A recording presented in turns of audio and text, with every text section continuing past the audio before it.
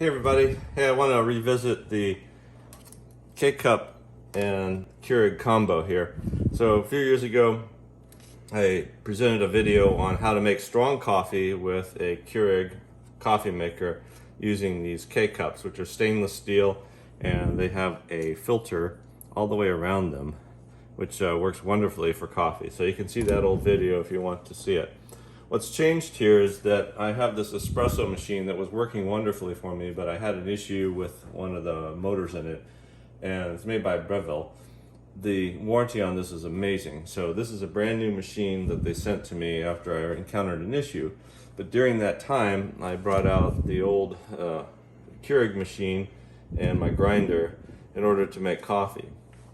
So a few things that are new with this setup is a dark brown glass container for the coffee beans, even though they're put in a dark location, it keeps it pretty dark anyways, and barcodes in order to determine what type of coffee is in these containers, whether it's decaf or caffeinated. And then a pour over kit from IKEA. Now, I've made pour over. It takes a lot of time, so I don't use that, but I have another function for this. So you take the filter out of there, and we just use this as a funnel. So previously in the past, I used to use a funnel like this one here that has a much smaller diameter neck to it. So I can't really just pour coffee into one of these K-Cups with this filter.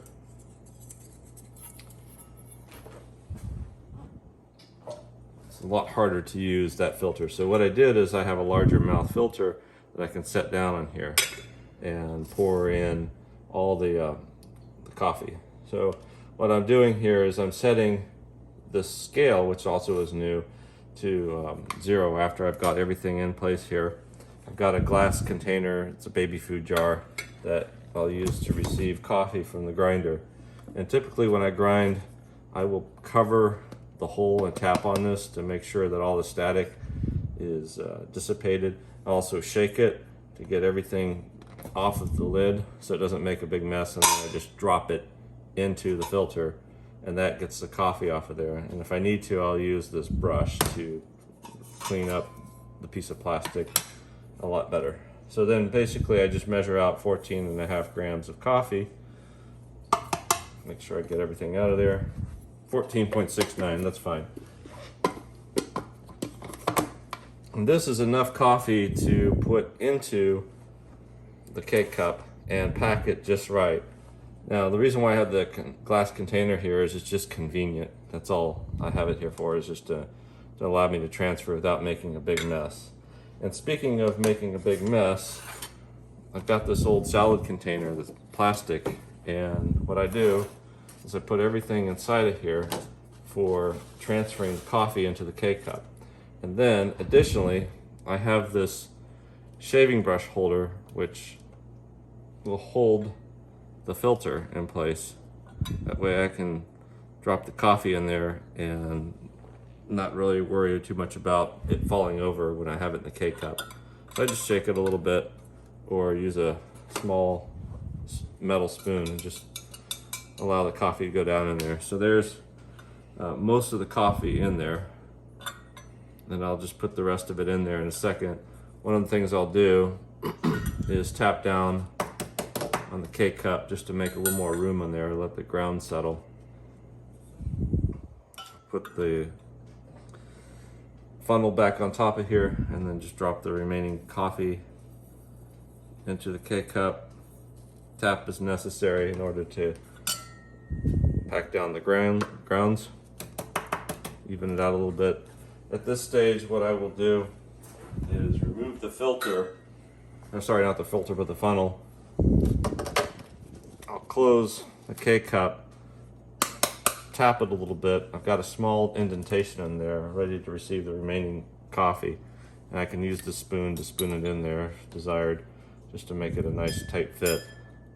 So the idea is to take very finely ground coffee, I'll leave some of that out of there, and tap it down against the instructions for what they say in the Keurig manual. Anyways, pack it down there nicely, have that ready to go, and then just drop it in there and make my coffee.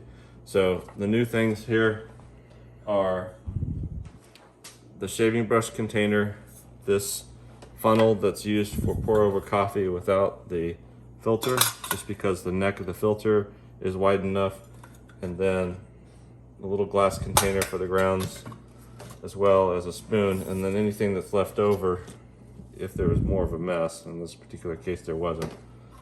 I just dump it back into the filter, or to the container below, you know, the funnel. I keep calling this a filter because I'm holding a filter in my hands. But anyways, take a little brush, just brush some of that coffee down into the funnel, and then just set that aside. And then for later use, or the second cup of coffee, you can always just save your coffee grounds. Usually I always grind these very fresh, so that's made the day that the coffee's made or the morning of. And pretty much learned this, that weighing your grounds is a really good idea as well. So that's it. These containers have been around for a while, so they've been through several washes in the dishwasher just fine. I had one that got a little bit close to a heating element and it melted slightly. And then over many years, I lost the rubber parts here that are used for grasping it when it's hot. So, yeah, it's okay. It still functions just fine. It's just a little more easier to hold this with the rubber components here, just because it's hot. So, you know, I just let this cool off a little bit more. So that's about it. Thank you for watching. I'll put all these things in the description in case you want to look for them. These are slightly available on Amazon. I think the Eco Brew may have been replaced with another product that's very similar, but the idea here is to make sure you have a nice fine filter on the top and bottom so that the water gets inside and infuses in the coffee and doesn't just pour out over the top of the coffee grounds into your coffee cup. It actually goes through the coffee grounds. So that's it. Thank you very much for watching and have a great day.